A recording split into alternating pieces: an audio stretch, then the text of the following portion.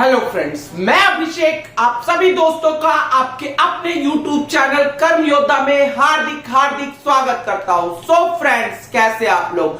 Friends, जैसा कि आप सभी जानते हैं, हम अपने यूपी ट्रिपल एस की पेट 2023 की तैयारी बहुत ही अच्छे ढंग से कर रहे हैं और हमने सबसे पहले टारगेट किया था मॉडर्न हिस्ट्री को, जिसको हमने कंप्लीट कर लिया है। उसकी सारी क्लासेस की प्लेलिस्ट हमारे प्लेलिस्ट वाले सेक्शन में है। आप प्लेलिस्ट को विजिट करके उन सारे वीडियो को देख सकते हैं। अगर आप चैनल पे नए हैं तो चैनल को सब्सक्राइब कर सकते हैं और बेल आइकन को प्रेस करके ऑल नोटिफिकेशन का बटन ऑन कर ले, जिससे आपको सारे वीडियो की नोटिफिकेशन आप हमारे लेटेस्ट कंटेंट से अपडेटेड रहे friends. Okay friends, Gyanendra sir ने भी पॉलिटी की 7 क्लासेस आप लोगों के लिए अपलोड कर दी हैं। वो भी हमारे प्लेलिस्ट के सेक्शन में आप जा सकते हैं, उन वीडियोस को देख सकते हैं। और अगर आपको वीडियोस अच्छे लगते हैं तो लाइक और शेयर और सब्सक्राइब कर सकते हैं फ्रेंड्स। ठीक है, इकोनॉमिक्स की भी 5 क्लासेस हो चुकी है फ्रेंड्स और हमने छठी पंचवर्षीय योजना तक की सारी बातें डिस्कस कर ली है। आज हम इकोनॉमिक्स की छठी क्लास करने जा रहे हैं और 7वीं पंचवर्षीय योजना के बारे में डिस्कशन करेंगे। ठीक है फ्रेंड्स, तो विदाउट टाइम वेस्टिंग क्लास को स्टार्ट करते हैं फ्रेंड्स।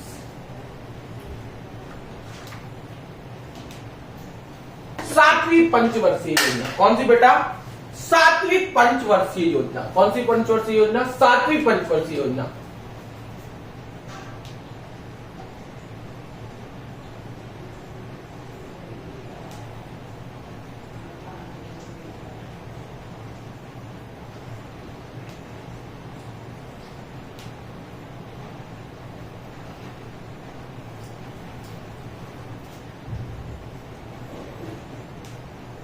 सातवीं पंचवर्षीय योजना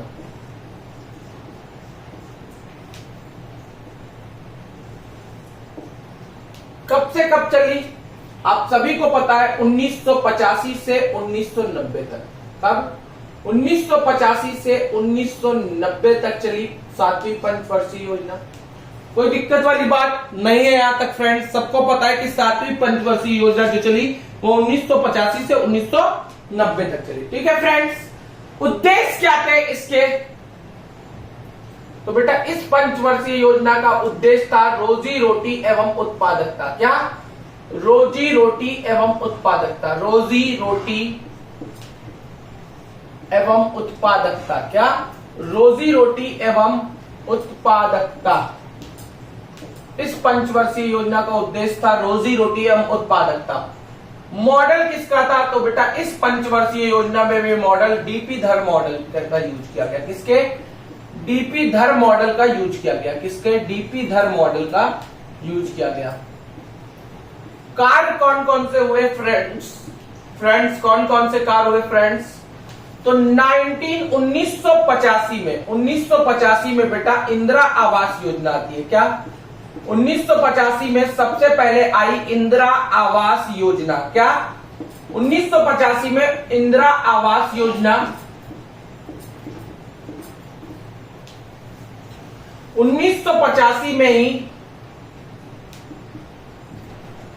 क्या? 1985 में नहीं बेटा, 1988 में फ्रेंड्स जवाहर रोजगार योजना।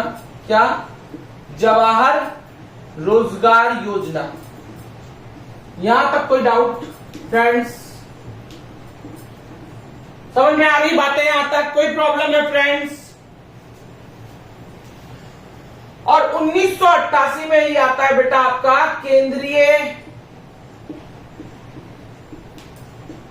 केंद्रीय ग्रामीण स्वच्छता कार्यक्रम।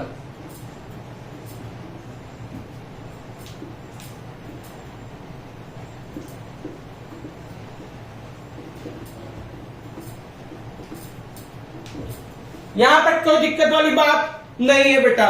यहां तक सारी चीजें क्लियर होनी चाहिए आप लोगों को। ठीक है,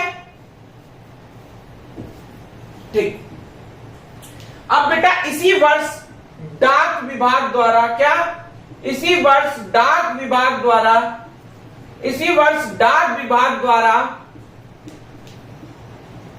स्पीड पोस्ट की इसी वर्ष डाक विभाग द्वारा स्पीड पोस्ट की सुविधा दी जाती है।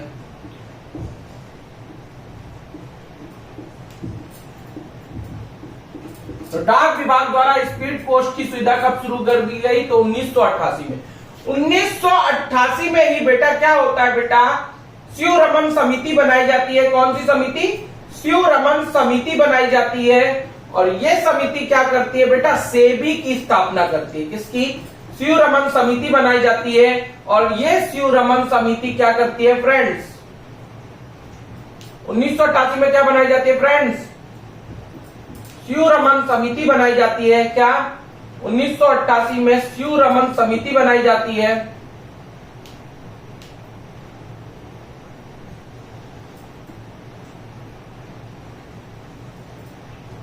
और ये स्यू रमन समिति क्या करती है बेटा?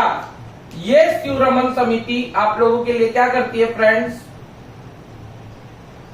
ये स्यू रमन समिति क्या करती है? ये स्यू रमन समिति 1988 में सेबी की स्थापना करती है।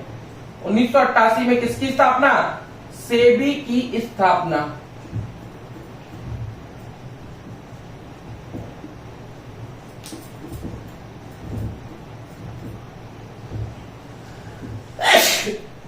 यहां तक की बात आप लोगों को समझ में आ रही है फ्रेंड्स? यहां तक नोट कर लिया होगा आप लोगों ने।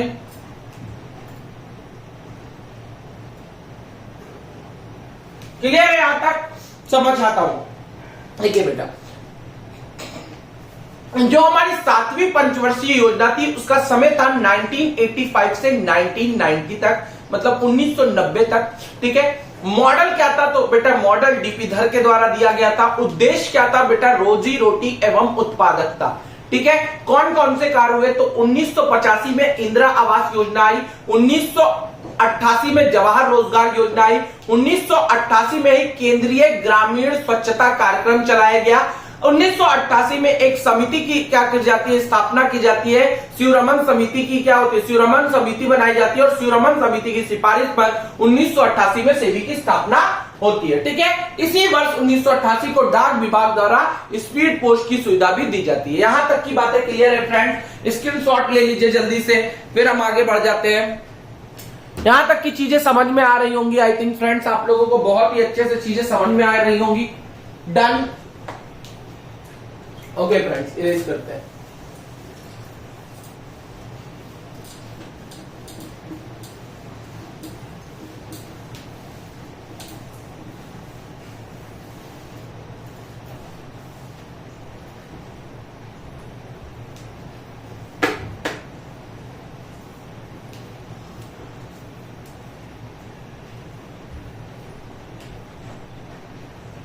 ठीक है फ्रेंड। अब बेटा क्या होता है बेटा? 1990 का दशक आ जाता है। क्या आ जाता है? 1990 का दशक। देश में अस्थिरता होती है। देश में क्या होती है बेटा? अस्थिरता होती है। आर्थिक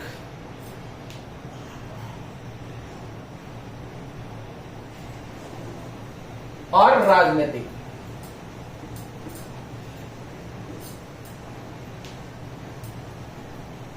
क्या? 1990 के दशक में देश में क्या होती है बेटा? दशक में देश में अस्थिरता होती है, आर्थिक तरीके से भी अस्थिरता होती है और राजनीतिक अस्थिरता भी होती है। ठीक है फ्रेंड्स, आप लोगों को पता होना चाहिए। अब बेटा क्या होता है 1990 में? तो बेटा आप लोगों को समझ में आना चाहिए कि जो देश का विकास के आधारभूत ढांचे होते हैं ना, देश के विकास के आधारभूत किसी भी राष्ट्र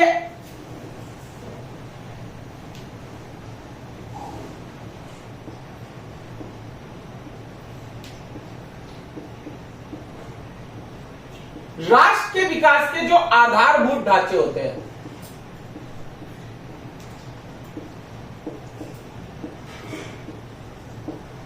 किसी भी राष्ट्र के विकास के जो आधारभूत ढांचे होते हैं बेटा, वो होती है वहां की कोर इंडस्ट्रीज। क्या होती है? किसी भी राष्ट्र के विकास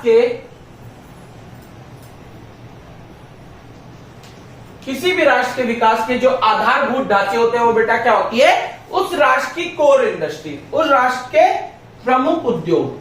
कौन कौन से प्रमुख उद्योग? और भारत के उस समय प्रमुख उद्योग कौन कौन से थे? इन्हीं को कहते हैं कोर इंडस्ट्रीज।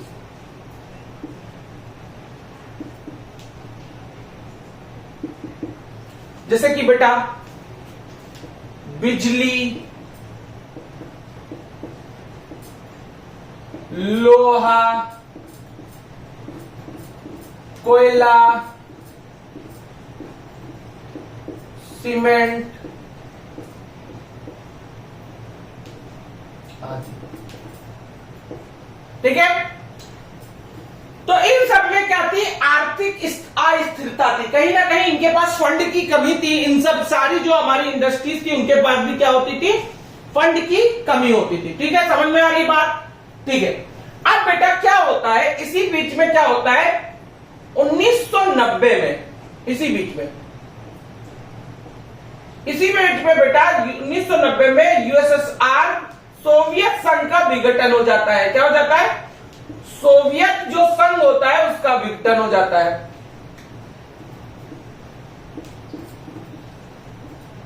अब देखो, मैं बहुत अच्छे से आपको यहां से कहानी समझाने वाला हूं।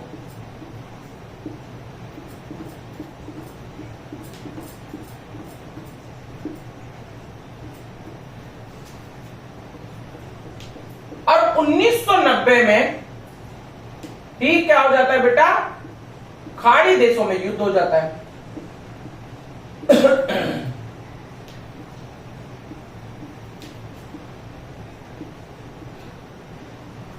गल्फ कंट्रीज में।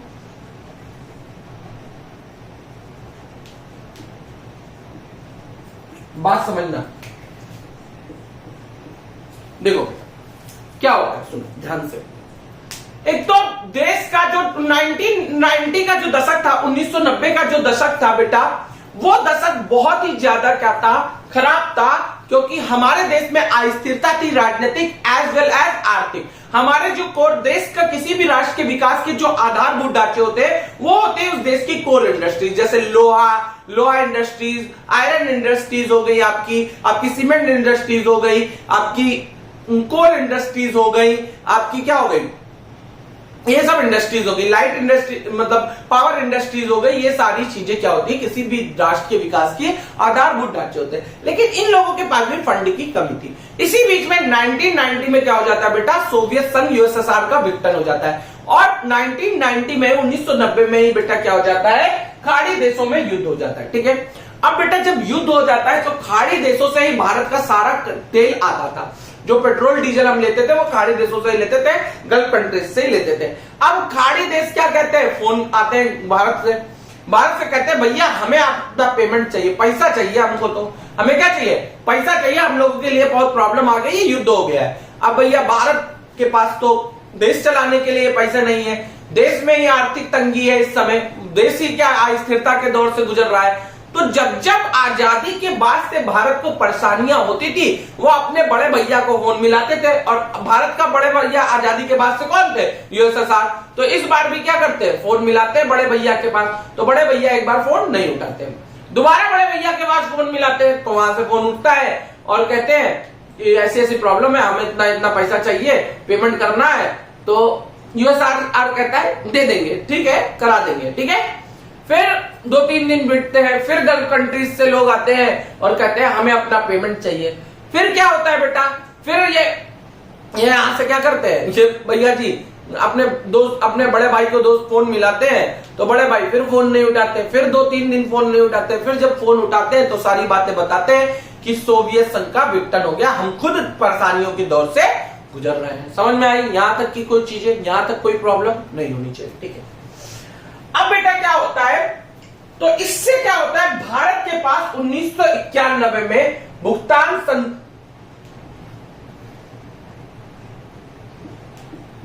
संतुलन की समस्या आ जाती है। क्या,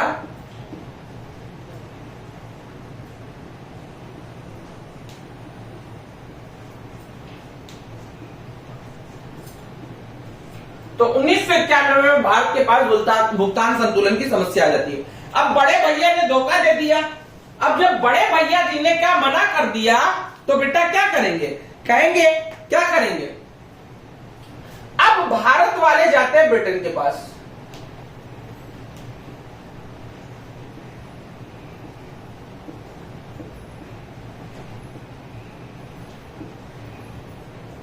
क्योंकि पहले तो इनके पापा यही थे, मतलब भारत वाले ब्रिटेन के पास जाते हैं, क्योंकि भारत पे राज ब्रिटेन ने किया था, तो सोचे कि ब्रिटेन वाले के पास जाते हैं, तो ब्रिटेन वाले भी पैसा देने से मना कर देते हैं। क्या पैसा देने से मना कर देते हैं।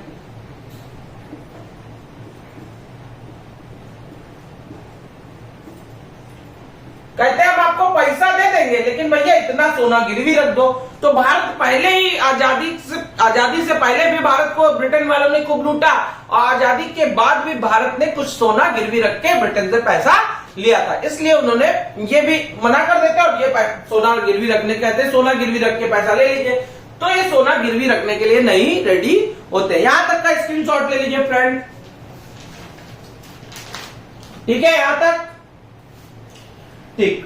पैसा देने से मना कर दिया। अब बेटा मैंने से मना कर दिया और कहा कि भैया अगर आप सोना गिरवी नहीं रख देते हैं तो वापस भेज देते हैं। क्या भारत को क्या कर देते हैं, वापस भेज देते हैं खाली हाथ। ठीक है, यहां तक की बात आप लोग नोट कर लीजिए। बहुत ही ब्रिलियंट टॉपिक आज चल रहा है फ्रेंड्स, मजा आ जाएगा आज आप लोगों को। बहुत ही जानदार फ्रेंड्स, बहुत ही बेसिक चीजें मैं आपको बता रहा हूं फ्रेंड्स, ऐसे आपको आज तक किसी ने नहीं बताया होगा फ्रेंड्स। स्क्रीनशॉट आप लोगों ने ले लिया होगा। Okay friends, we are moving to the next point. अब बेटा ऐसे चीजें आगे बढ़ती हैं और ऐसे ऐसे चीजें आगे बढ़ते बढ़ते कहां जाती है। अब बेटा क्या होता है, अब हम चले आते हैं थोड़ा IMF और वर्ल्ड बैंक और ये गैट जो होती है, व्यापार एवं करों पर आम समझौता, ये सारी के बारे में। ठीक है, अब बेटा जब 1944 आता है, क्या आता है 1944, ये एक समय कब है, द्वितीय विश्व युद्ध के बाद।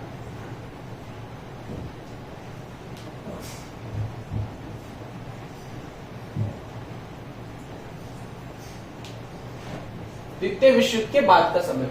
अब बेटा द्वितीय विश्व युद्ध के बाद क्या होता है बेटा कि बहुत से देशों में भुगतान संतुलन की समस्या आ जाती है, राष्ट्रों में का पुनः निर्माण करना होता है। इन सब चीजों के लिए ब्रेटन वुड्स में क्या होती है, 1944 में एक सम्मेलन होता है। क्या 1944 में ब्रेटन वुड्स में क्या होता है, एक सम्मेलन होता है।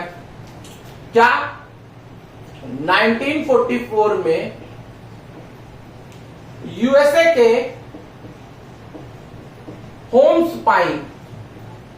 होम्सपाइन ही आई थिंक क्या है, हाँ, होम्सपाइन नामक सिटी में, यूएसए के होम्सपाइन नामक शहर में क्या होता है, यूएसए के होम्सपाइन नामक शहर में क्या होती है बेटा, ब्रेटन वुड्स कॉन्फ्रेंस होती है। क्या ब्रेटन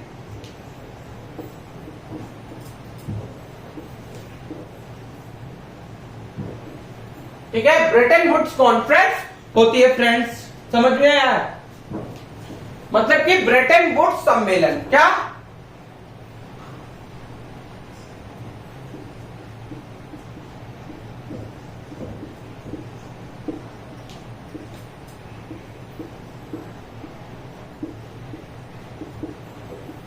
ब्रेटन वुड्स सम्मेलन। अब इस ब्रेटन वुड्स सम्मेलन में क्या होता है बेटा, कुछ संस्थाओं का बनाया जाता है, कुछ संस्थाओं को क्या किया जाता है, इस्टेब्लिश किया जाता है। कुछ संस्थाओं को क्या किया जाता है, इस्टेब्लिश किया जाता है। उसमें से पहली जो संस्था बनाई जाती है वो विश्व बैंक या वर्ल्ड बैंक। क्या विश्व बैंक या बोले तो वर्ल्ड बैंक, वर्ल्ड बैंक,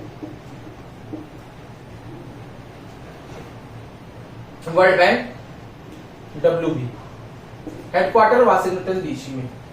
उद्देश्य क्या होता है इसे बनाने का बेटा, तो राष्ट्र द्वितीय विश्व युद्ध के कारण पूरी तरीके से बिखर चुके थे, बहुत सारी परेशानियों से जूझ रहे थे, तो इसका जो उद्देश्य था राष्ट्रों का निर्माण, राष्ट्रों का पुनः निर्माण, सॉरी राष्ट्रों का पुनः निर्माण करना। जो राष्ट्र द्वितीय विश्व युद्ध के बाद बुरी तरीके से टूट चुके थे उनको फिर से निर्माण करना। दूसरा बेटा अंतरराष्ट्रीय अंतरराष्ट्रीय मुद्रा कोष की स्थापना की गई। क्या?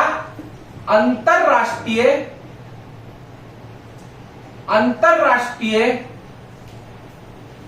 मुद्रा कोष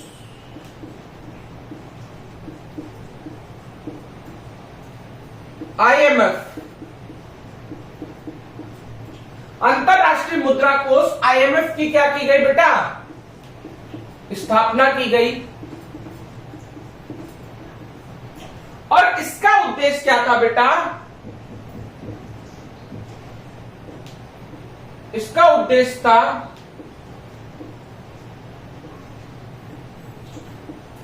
राष्ट्रों के भुगतान संतुलन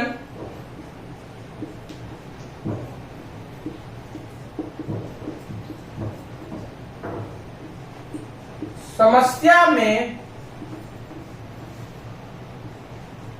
मदद करना, में आर्थिक मदद करना। मतलब जो राष्ट्रों को भुगतान संतुलन की समस्या हुई है उसमें राष्ट्रों के भुगतान संतुलन समस्या में आर्थिक मदद करना, मतलब रुपयों की मदद करना।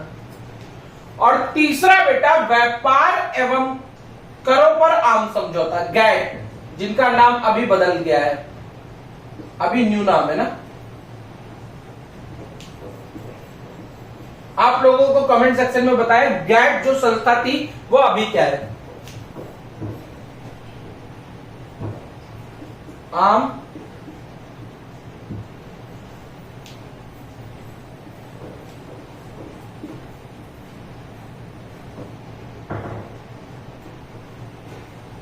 समझौता, गैट।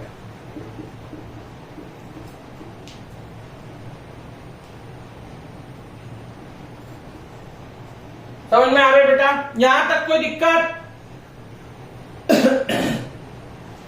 तो व्यापार एवं करों पर आम समझौता, क्या उद्देश्य इसका क्या था बेटा? इसका नाम न्यू अब क्या पड़ गया है आप लोगों को कमेंट सेक्शन में बताना है। अगर आप लोग कल नहीं बताएंगे तो मैं आप लोगों को बताऊंगा। ओके फ्रेंड्स, उद्देश्य क्या था? इसका उद्देश्य था अंतरराष्ट्रीय व्यापार को बढ़ावा देना।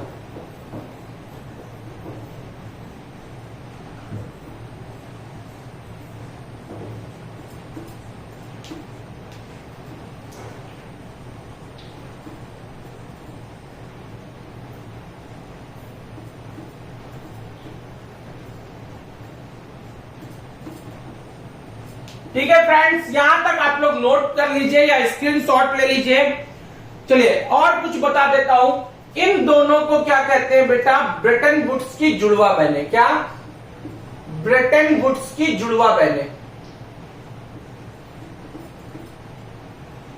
जो ब्रेटन वुड्स कॉन्फ्रेंस हुई थी उसकी जुड़वा बहनें कहते हैं। ब्रेटन वुड्स की जुड़वा बहनें। और इन तीनों ही संस्था को क्या कहते हैं बेटा? इन तीनों संस्थाओं को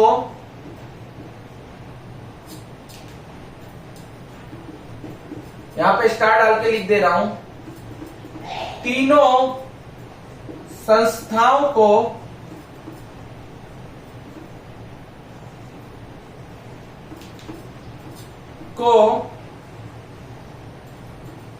ब्रेटन वुड्स की तीन बहनें कहते हैं। क्या? ब्रेटन वुड्स की तीन। यहां तक नोट कर लीजिए फ्रेंड्स, स्क्रीनशॉट ले लीजिए विदाउट डिले, फास्ट। डन है? यहां तक चीजें समझ में आ रही हैं आप लोगों को? मुझे उम्मीद है कि चीजें यहां तक आप लोगों को बहुत ही अच्छे से समझ में आ रही होंगी फ्रेंड्स, क्योंकि मैंने हर एक चीज को बहुत ही अच्छे से बताया। ठीक है, रेस कर देते हैं फ्रेंड्स यहां तक की बातें।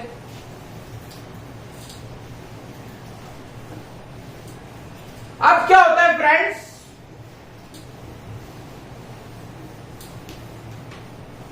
तो भारत भी पहुंच जाता है आईएमएफ के पास, क्योंकि आईएमएफ को बनाया क्यों गया था? राष्ट्रों के भुगतान संतुलन समस्या में आर्थिक मदद के लिए।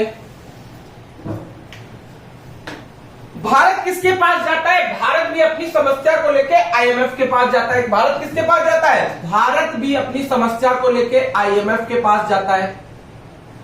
भारत जाता है किसके पास? इंटरनेशनल मॉनेटरी फंड, अंतरराष्ट्रीय मुद्रा कोष के पास। अब अंतरराष्ट्रीय मुद्रा कोष कहता है कि हम आपको पेमेंट तो दे देंगे, लेकिन हमारी एक शर्त है। क्या? हमारी एक शर्त है। और शर्त क्या है? शर्त है कि अपने देश में एलपीजी सुधार कर दीजिए।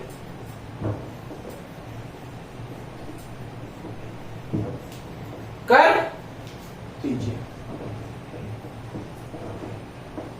अब भाई, अब भारत वाले बड़े परेशान कि एलपीजी क्या है? कोई लिक्विड पेट्रोलियम गैस है क्या? भारत आईएमएफ के पास जाता है, आईएमएफ शर्त रखता है कि अपने देश में एलपीजी सुधार कर दीजिए, जो का पार्ट्स, ठीक है? मतलब कि लिबरलाइजेशन कर दीजिए। क्या? लिबरलाइजेशन कर दीजिए। लिबरलाइजेशन कर दीजिए मतलब उदारीकरण। उदारीकरण। प्राइवेटाइजेशन कर दीजिए।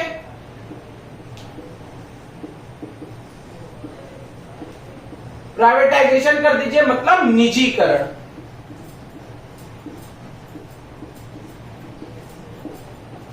और क्या कर दीजिए? ग्लोबलाइजेशन कर दीजिए।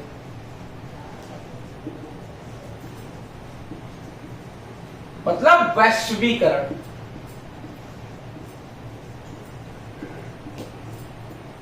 अब मरता क्या ना करता, भारत को भी ये बात समझ में आती है। भारत कहता है चलिए आपकी शर्तों को मान लेंगे, क्योंकि हमें पैसे की क्या है? जरूरत है। हमें क्या है? पैसे की जरूरत है। तो इन तीनों सुधारों को क्या कर दिया जाता है? 1991 में लागू। और उस समय 1991 में भारत के प्रधानमंत्री कौन थे? तो प्रधानमंत्री 1991 में थे पीवी नरसिम्हा राव। कौन थे प्रधानमंत्री बेटा? पीवी नरसिम्हा